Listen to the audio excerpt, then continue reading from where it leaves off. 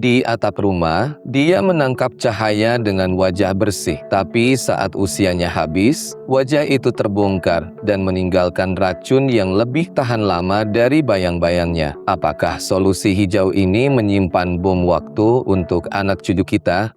Selamat datang di Pintu Kabar, mengungkap fakta di balik fenomena, menyampaikan kabar secara tuntas.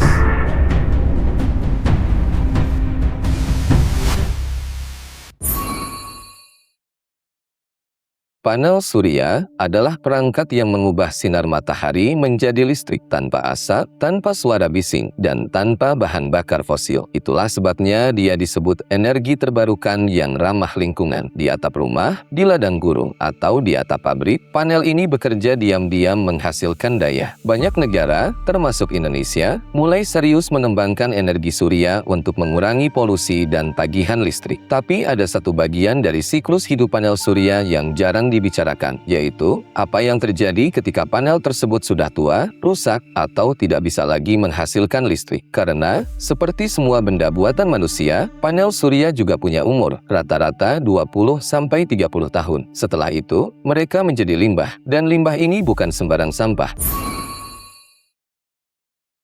Panel surya terbuat dari lapisan-lapisan bahan kimia yang kompleks. Di dalamnya ada kaca, silikon, logam, dan plastik. Tapi di antara itu, terselip bahan-bahan berbahaya. Ada timah yang bisa merusak otak dan sistem saraf. Ada kadmium yang bisa menyebabkan kanker dan kerusakan ginjal. Ada arsenik yang beracun bahkan dalam dosis kecil. Ada juga senyawa fluorin dan plastik khusus yang sulit terurai di alam. Jenis panel yang berbeda mengandung racun yang berbeda pula. Panel thin film misalnya mengandung kadmium telluride yang sangat berbahaya. Panel kristal silikon mengandung timah pada solder dan logam berat lainnya pada lapisan kontak listriknya. Jadi, meski tampak seperti lempengan kaca polos, sebenarnya ini adalah benda padat yang menyimpan berbagai zat beracun di dalam perutnya. Selama panel masih terpasang dan utuh, racun ini tertutup rapat dan tidak berbahaya. Masalahnya mulai terjadi saat panel pecah, terbakar, atau dibuang begitu saja.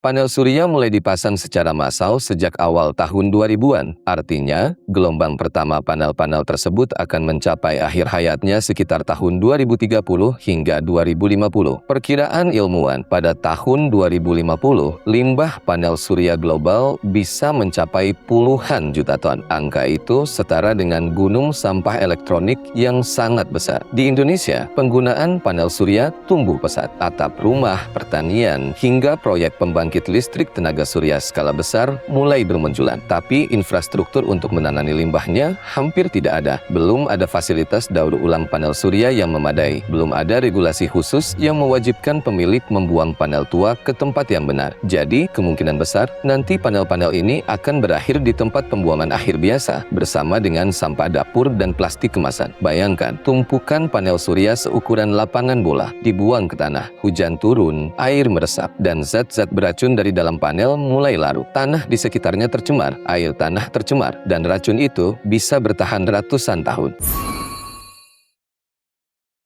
Daur ulang panel surya bukan seperti mendaur ulang botol plastik atau kardus. Prosesnya rumit dan mahal. Panel harus dibongkar lapisan demi lapisan. Kaca harus dipisahkan dari silikon. Logam harus diekstraksi dengan kimia khusus. Bahan beracun harus ditangani dengan sangat hati-hati agar tidak mencemari lingkungan. Biaya untuk semua ini sangat tinggi. Akibatnya, bagi banyak perusahaan dan individu, lebih murah membuang panel tua ke TPA daripada mendaur ulangnya. Apalagi kalau tidak ada aturan yang menghukum pembuangan sembarangan. Jadi, meski teknologi daur ulang sudah ada, praktiknya masih sangat minim. Yang lebih gelap lagi adalah fenomena ekspor limbah. Banyak limbah elektronik dari negara maju, termasuk panel surya bekas, dikirim ke negara berkembang dengan dalih daur ulang. Nyatanya, di sana panel-panel ini diolah dengan cara yang sangat primitif dan berbahaya. Dibakar untuk mengambil logamnya, dihancurkan tanpa pelindung, atau dibuang ke sungai. Pekerja yang menanganinya, termasuk anak-anak di beberapa tempat, terpapar racun tanpa perlindungan. Jadi racun dari panel bersih di atap rumah orang kaya berakhir di paru-paru orang miskin di belahan dunia lain.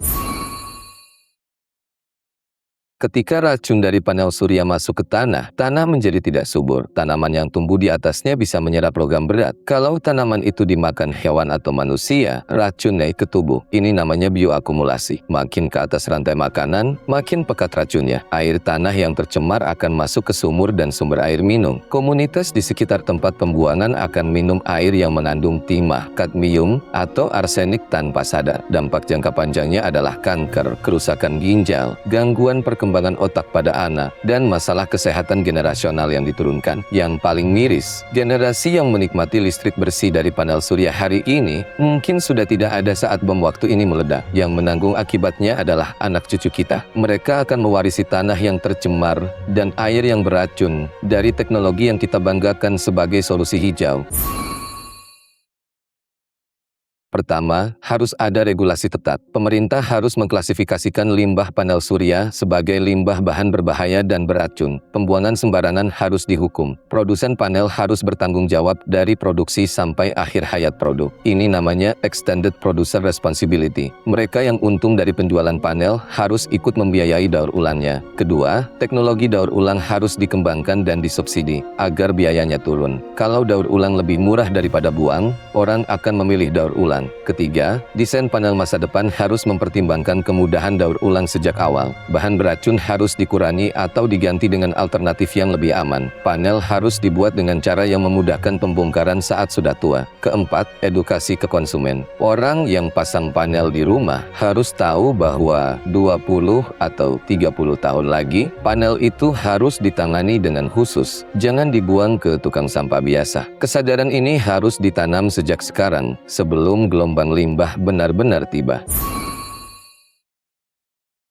Di awal tadi saya tanya, apakah solusi hijau ini menyimpan bom waktu untuk anak cucu kita? Ternyata jawabannya bukan mungkin, tapi hampir pasti. Panel surya memang menangkap cahaya dengan wajah bersih selama 20 atau 30 tahun. Tapi saat usianya habis dan wajah itu terbongkar, yang tersisa adalah tumpukan limbah beracun yang lebih tahan lama dari bayang-bayangnya. Kita sering terjebak dalam narasi sederhana, hijau selalu baik, fosil selalu buruk. Tapi teknologi tidak pernah benar-benar bersih, hanya pindah dari satu masalah ke masalah lain. Energi fosil mencemari udara saat dibakar, energi surya mencemari tanah saat dibuang. Ujungnya sama, bumi dan manusia yang menanggung. Yang membuat kasus panel surya lebih berbahaya adalah kesan palsu keamanannya. Orang melihatnya sebagai solusi tanpa efek samping. Tidak ada asap, tidak ada kebisingan, tidak ada bau, sehingga tidak ada yang waspada, tidak ada yang bertanya, lalu bagaimana endingnya? Padahal setiap teknologi punya ending, dan ending panel surya, kalau tidak diatur dengan baik, adalah racun yang merembes perlahan ke dalam kehidupan generasi mendatang. Kita tidak harus menolak panel surya, tapi kita harus berhenti menyebutnya sempurna. Kita harus mulai memikirkan siklus penuhnya, dari lahir sampai mati. Karena teknologi yang tidak memikirkan kematiannya adalah teknologi yang akan membunuh kita perlahan. Sekarang, pertanyaan reflektif untuk Anda. Pernahkah kamu menyadari bahwa solusi yang kamu banggakan hari ini mungkin sedang menyiapkan masalah besar untuk orang-orang yang bahkan belum lahir? Tuliskan di kolom komentar agar teman-teman lain bisa belajar. Jangan lupa tekan tombol like jika video ini bermanfaat, share ke keluarga Anda sebagai pengingat, dan aktifkan loncengnya agar tidak ketinggalan informasi penting lainnya. Kami dari Pintu Kabar mengucapkan terima kasih telah menonton dan sampai jumpa di episode berikutnya.